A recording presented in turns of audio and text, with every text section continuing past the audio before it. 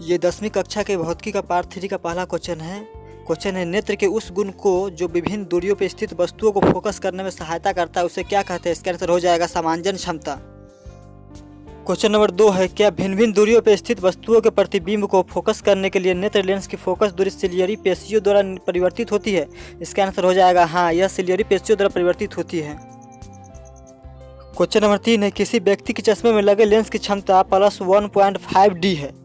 Lens उत्तल है या अवतल। इसका आंसर हो जाएगा उत्तल लेंस, क्योंकि उत्तल लेंस की जो फोकस दूरी होती है वो धनात्मक होती है, इसी कारण और इसमें +1.5D इसलिए यह उत्तल लेंस होगी। 4 नंबर क्वेश्चन है, मानव नेत्र के 3 मुख्य दृष्टि दोषों का नाम लिखिए। इसका आंसर हो जाएगा मानव नेत्र के 3 मुख्य दृष्टि दोष निम्नलिखित है। पहला निकट दृष्टि दोष, दूसरा दूर दृष्टि दोष और तीसरा जो होगा जरा दूरदर्शिता। 5 नंबर क्वेश्चन है, स्पष्ट दृष्टि की न्यूनतम दूरी क्या है। इसका आंसर हो जाएगा स्पष्ट दृष्टि की न्यूनतम दूरी 25 सेंटीमीटर होती है। क्वेश्चन नंबर 6, स्पष्ट दृष्टि की न्यूनतम दूरी का मान लगभग कितना होता है। ये 5वां जैसा ही क्वेश्चन है, थोड़ा अलग तरीके से पूछे हुआ है, तो इसका आंसर हो जाएगा 25 सेंटीमीटर।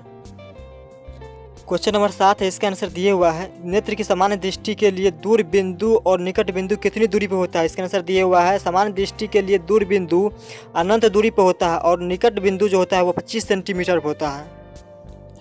8 नंबर क्वेश्चन है, जब हम नेत्र से किसी वस्तु की दूरी को बढ़ा देते हैं तो नेत्र में प्रतिबिंब दूरी का क्या होता है। इसका आंसर हो जाएगा समंजय के कारण प्रतिबिंब दूरी में परिवर्तन नहीं होता है, क्योंकि जब प्रतिबिंब की दूरी बढ़ती है तो आँख अपनी सिलियरी पेशियों को बढ़ाकर नेत्र लेंस की फोकस दूरी को इस प्रकार से सामंजस्य स्थापित करता है कि वस्तु से आने वाली किरणें आँख के रेटिना पर फोकसित होती है। क्वेश्चन नंबर 9 है, एक व्यक्ति जिसका नेत्र निकट दृष्टि दोष से ग्रसित है 1.5 मीटर से अधिक दूरी पर की वस्तुओं को स्पष्ट नहीं देख पाता है, सामान्य दृष्टि प्राप्त करने के लिए उसे किस प्रकार के लेंसों की आवश्यकता होगी। इसका आंसर हो जाएगा अपसारी या अवतल लेंस, क्योंकि वह जो व्यक्ति है वह निकट दृष्टि दोष से ग्रसित है। 10 नंबर क्वेश्चन है, एक विद्यार्थी अपने क्लास के अंतिम पंक्ति में बैठने पर ब्लैक बोर्ड पर की लिखावट स्पष्ट नहीं देख पाता है, उसकी आंख किस प्रकार के दोष से ग्रसित है। इस दोष को दूर करने के लिए उसे किस प्रकार के लेंस का व्यवहार करना होगा। इसका आंसर हो जाएगा वह निकट दृष्टि दोष से ग्रसित है, उसे अपसारी या अवतल लेंस का व्यवहार करना होगा, क्योंकि वह दूर स्थित वस्तुओं को स्पष्ट नहीं देख पाता है, अतः वह निकट दृष्टि दोष से ग्रसित है। दोस्तों, इस वीडियो के लास्ट में हमने लघु उत्तरीय प्रश्नों को भी हल किया है, तो आपको वीडियो पूरा देखना है और चैनल को सब्सक्राइब तो करना ही, साथ में लाइक भी करना है। और आप लोग किस टॉपिक पर वीडियो चाहते हैं वो कमेंट में लिखिए, हम उसी टॉपिक पर वीडियो बनाएंगे। हमने पिछले पार्ट के क्वेश्चनों को भी सॉल्व किया है, जिसका लिंक मैं इस वीडियो के डिस्क्रिप्शन में दे दूँगा, वहाँ से आप जाकर देख सकते हैं। क्वेश्चन नंबर 11 है, नेत्र लेंस की फोकस दूरी कम हो जाने से कौन सा दृष्टि दोष होता है। इसका आंसर हो जाएगा जब नेत्र लेंस की फोकस दूरी कम हो जाती है तब निकट दृष्टि दोष हो जाता है। क्वेश्चन नंबर 12 है, एक व्यक्ति के चश्मे में अवतल लेंस लगा, वह किस दृष्टि दोष से पीड़ित है। इसका आंसर हो जाएगा निकट दृष्टि दोष से। क्वेश्चन नंबर 13 है, किस दृष्टि दोष में किसी वस्तु का प्रतिबिंब रेटिना के पीछे बनता है। इसका आंसर हो जाएगा दूर दृष्टि दोष में जो किसी वस्तु का जो प्रतिबिंब होता है वह रेटिना के पीछे बनता है। क्वेश्चन नंबर 14 है, एक स्पष्ट चित्र द्वारा निकट दृष्टि दोष का वर्णन करें। इसका आंसर हो जाएगा, इसमें जो निकट दृष्टि दोष में होता है नेत्र गोलक लंबा हो जाता है, जिससे नेत्र लेंस और रेटिना के जो बीच दूरी होता है वो बढ़ जाता है, और नेत्र लेंस का जो होता है वो आवश्यकता से अधिक मोटा होता है, जिससे उसको फोकस दूरी जो हो जाता है वो कम हो जाता है। इसके उपचार के लिए जो अपसारी या अवतल लेंस का उपयोग किया जाता है, जो आने वाली प्रकाश या प्रतिबिंब को अपसारित कर देता है। क्वेश्चन नंबर 15 है, दीर्घ दृष्टि दोष यानी कि दूर दृष्टि दोष किस प्रकार के लेंस द्वारा दूर किया जाता है। इसका आंसर हो जाएगा उत्तल लेंस द्वारा। क्वेश्चन नंबर 16, तारों को टिमटिमाने की व्याख्या किस सिद्धांत पर आधारित है। इसका आंसर हो जाएगा वायुमंडलीय अपवर्तन के सिद्धांत पर। क्वेश्चन नंबर 17 है, श्वेत प्रकाश के विभिन्न वर्णों यानी रंगों में विभक्त होने की घटना को क्या कहते हैं। इसका आंसर हो जाएगा प्रकाश का वर्ण विक्षेपण। क्वेश्चन नंबर 18 है, जब श्वेत प्रकाश एक प्रिज्म से होकर गुजरता है तो किस रंग का विचलन सबसे अधिक होता है और किस रंग का विचलन सबसे कम होता है। तो इसका आंसर हो जाएगा जब हम किसी प्रकाश को प्रिज्म से होकर गुजारते हैं तो बैगनी रंग का जो विचलन होता है वो सबसे अधिक होता है, और लाल रंग का जो विचलन होता है वो सबसे कम होता है। क्वेश्चन नंबर 19 है, क्या प्रकाश का रंग प्रकाश तरंगों के तरंग दैर्घ्य पर निर्भर करता है। इसका आंसर हो जाएगा हाँ, प्रकाश का जो रंग होता है प्रकाश तरंगों के तरंग दैर्घ्य पर निर्भर करता है।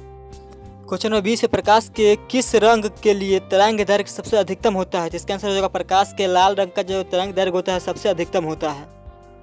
21 नंबर क्वेश्चन, लाल रंग दूर से देखने पर भी लाल क्यों दिखाई देता है? इसका आंसर हो जाएगा क्योंकि लाल रंग का तरंग दैर्घ्य अधिक होने के कारण उसका जो विचलन होता है वो कम होता है। इसी कारण हमें दूर से भी देखने पर ये लाल नहीं दिखाई पड़ता, और उसमें उसका जो लाल रंग का जो प्रकाश की चाल जो होती है वो अधिक होती है, क्योंकि उसकी ऊर्जा जो होती है वो कम होती है। क्वेश्चन नंबर 22 है, क्या कारण है कि आकाश का रंग जो होता है वो नीला दिखाई पड़ता है? इसका आंसर हो जाएगा प्रकाश के प्रकीर्णन के कारण आकाश का जो रंग है वो नीला दिखाई पड़ता है। अति लघु उत्तरीय प्रश्न खत्म हो चुका है। अब लघु उत्तरीय प्रश्न को हल करते हैं। पहला क्वेश्चन है, आँख की समंजन क्षमता क्या क्या तात्पर्य है? इसका आंसर हो जाएगा जब वस्तु का प्रतिबिंब वस्तु से आनंद आँख की ओर चलता है तो आँख अपने सिलेरी पेशियों के तनाव बढ़ाकर नेत्र लेंस की फोकस दूरी को इस प्रकार कम करता है कि वस्तु से आने वाली किरणें आँख के रेटिना पर फोकसित होती है और हम वस्तु को साफ साफ देखते हैं। इसी क्रिया को समंजन क्षमता कहते हैं। 2 नंबर क्वेश्चन है, नेत्र अपने अंदर आने वाले प्रकाश की मात्रा को किस प्रकार नियंत्रित करता है? इसका आंसर हो जाएगा नेत्र अपने अंदर जाने वाले प्रकाश के परिमाण को आयरिस या परितारका की सहायता से घटाया या बढ़ाया जा सकता है। अंधेरे में परितारका के बीच का छेद जिसे पुतली कहते हैं स्वतः फैल जाती है और तेज रोशनी में यह स्वतः सिकुड़ जाती है, अतः यह प्रकाश के परिमाण को नियंत्रित करती है। 3 नंबर क्वेश्चन है, निकट दृष्टिता क्या है? इसे दूर करने के लिए किन लेंसों का व्यवहार करते हैं? इसका आंसर हो जाएगा निकट दृष्टि दोष में व्यक्ति दूर स्थित वस्तुओं को स्पष्ट नहीं देख पाता है, क्योंकि नेत्र गोलक लंबा हो जाने से इसमें वस्तु का प्रतिबिंब रेटिना से पहले ही बनने लगता है तथा नेत्र लेंस के मोटा हो जाने से उसके फोकस दूरी कम हो जाती है, जिससे इसे दूर करने के लिए अपसारी या अवतल लेंस का प्रयोग किया जाता है। क्वेश्चन नंबर 4 है, यदि हम तीव्र प्रकाश से किसी कम प्रकाश वाले कमरे में जाए तो वहां वस्तुओं को स्पष्ट देखने में कुछ समय लगता है, क्यों? इसका आंसर हो जाएगा क्योंकि तीव्र प्रकाश में आँख की पुतली सिकुड़कर छोटी हो जाती है। कम प्रकाश वाले कमरे की वस्तुओं को देखने के लिए आँख की पुतली का अधिक खुलकर बड़ा होना आवश्यक है। पुतली सिकुड़कर छोटी हो जाने के कारण कुछ समय बाद ही वह फैलकर अधिक खुल पाती है। यही कारण है कि तीव्र प्रकाश से कम प्रकाश वाले कमरे में जाने पर वहाँ रखी वस्तुओं को स्पष्ट देखने में कुछ समय लग जाता है। 5 नंबर क्वेश्चन है, सामान्य नेत्र 25 सेंटीमीटर से निकट रखी वस्तुओं को स्पष्ट क्यों नहीं देख पाते? इसका आंसर है क्योंकि नेत्र की जो सिलेरी पेशियाँ होती है वो उतनी नहीं खींच पाती है जितनी कि 25 सेंटीमीटर से निकट रखी वस्तुओं को स्पष्ट देखने के लिए आवश्यक है। क्वेश्चन नंबर 6 है, दृष्टि दोष क्या है, यह कितने प्रकार का होता है? इसका आंसर हो जाएगा कई कारणों से नेत्र बहुत दूर स्थित या निकट स्थित वस्तुओं का स्पष्ट प्रतिबिंब रेटिना पर बनाने की क्षमता को खो देता है। ऐसी कमी को ही दृष्टि दोष कहा जाता है। दृष्टि दोष जो होते हैं वो 3 प्रकार के होते हैं। पहला निकट दृष्टि दोष, दूसरा दूर दृष्टि दोष और तीसरा जो होता है वो जरा दूरदर्शिता। 7 नंबर क्वेश्चन है, नेत्र के 2 मुख्य दोषों के नाम लिखे, इनके उपचार के लिए किस प्रकार के लेंस व्यवहार में लाया जाता है? इसका आंसर हो जाएगा पहला निकट दृष्टि दोष। इसमें व्यक्ति दूर स्थित वस्तुओं को स्पष्ट नहीं देख पाता, इसके उपचार के लिए अवतल लेंस का उपयोग किया जाता है। और दूसरा दूर दृष्टि दोष, जिस व्यक्ति में दूर दृष्टि दोष होता है वह निकट स्थित वस्तुओं को स्पष्ट नहीं देख पाता है, अतः इसके उपचार के लिए व्यक्ति के चश्मे में उत्तल लेंस का उपयोग किया जाता है। 8 नंबर क्वेश्चन में दूरदर्शिता नामक दोष के निवारण हेतु प्रयुक्त लेंस को दिखाते हुए एक चित्र बनाना है जो कि आपको स्वयं बनाना है। इसमें 9 नंबर क्वेश्चन, वर्ण विक्षेपण और वर्णक्रम क्या है? इसका आंसर हो जाएगा श्वेत प्रकाश के विभिन्न रंगों में विभक्त होने घटना को प्रकाश का वर्ण विक्षेपण कहते हैं तथा श्वेत प्रकाश से प्राप्त रंगीन पट्टी को स्पेक्ट्रम या वर्णपट भी कहा जाता है। क्वेश्चन नंबर 10 में पूछ रहा है, तारे क्यों टिमटिमाते हैं, समझा। इसका आंसर हो जाएगा पृथ्वी का वायुमंडल जो होता है वह कभी शांत नहीं रहता। गर्म तथा ठंडी हवा की धाराएं हमेशा बहती रहती है। ठंडी हवा की अपेक्षा गर्म हवा का घनत्व और अपवर्तनांक कम होता है, इसलिए तारों से प्रेक्षक तक पहुंचने वाली किरणें वायुमंडल के अपवर्तन में होने वाले परिवर्तन के कारण अगल बगल मुड़ जाती है। कभी कभी मध्यवर्ती वायुमंडल में एकाएक परिवर्तन होने के कारण किरणें और अधिक विचलित हो जाती है, जिससे प्रकाश प्रेक्षक के लिए बहुत थोड़े समय के लिए कट जाता है। इसलिए तारा कभी कम प्रकाश तथा कभी अधिक प्रकाश देता हुआ मालूम पड़ता है, अर्थात तारा टिमटिमाता हुआ प्रतीत होता है। क्वेश्चन नंबर 11 में पूछ रहा है, चंद्रमा और ग्रह टिमटिमाते प्रतीत नहीं होते हैं, क्यों? इसका आंसर हो जाएगा क्योंकि हम जानते हैं कि तारों की तुलना में चंद्रमा तथा ग्रह पृथ्वी के बहुत निकट है। फलस्वरूप तारों को प्रकाश का लगभग बिंदु स्रोत समझा जाता है, जबकि चंद्रमा या ग्रह फैला हुआ अर्थात विस्तृत पिंड होता है। इसलिए ये चंद्रमा या ग्रह से आती किरणों में वायुमंडलीय घटबट के कारण थोड़ा विचलन अर्थात बहुत कम होता है, जो कि हमें मालूम नहीं पड़ता है।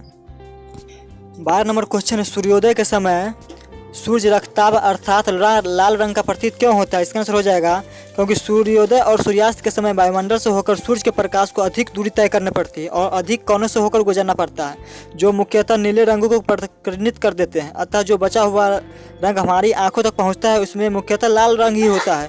यही कारण है कि सूर्योदय और सूर्यास्त के समय सूर्य लाल रंग का दिखाई पड़ता है।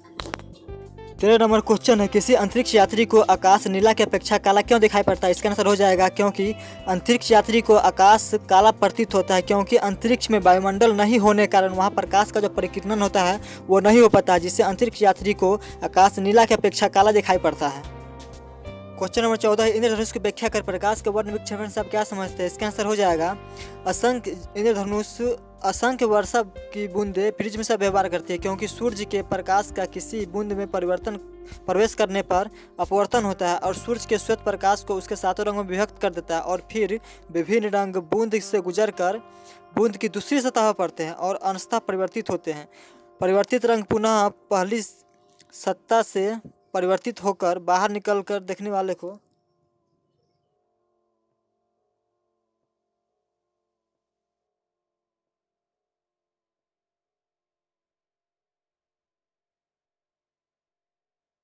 क्वेश्चन नंबर 15 है, रेलवे के सिग्नल का प्रकाश रंग लाल रंग का ही क्यों होता है? इसका आंसर है क्योंकि लाल रंग कोहरे अथवा धुएं में सबसे कम परिकीर्णित होते हैं, जिससे यह आसानी से दिख पाता है।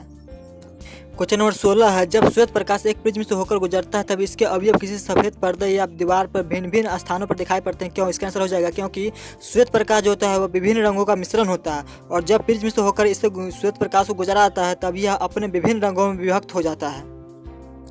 क्वेश्चन नंबर 17 है, प्रकाश का वर्ण विक्षेपण क्या है? स्पेक्ट्रम कैसे बनता है? इसका आंसर हो जाएगा जब श्वेत प्रकाश को किसी प्रिज्म से होकर गुजारते हैं तब वह अपने विभिन्न रंगों में विभक्त हो जाता है, इसे वर्ण विक्षेपण कहते हैं। इसमें एक रंगीन पट्टी प्राप्त होती है जिसे स्पेक्ट्रम कहते हैं। इसमें विभिन्न रंगों के प्रकाश का विचलन अलग अलग होता है, अर्थात अधिक तरंग दैर्घ्य के प्रकाश का विचलन कम तरंग दैर्घ्य के प्रकाश की अपेक्षा कम होता है।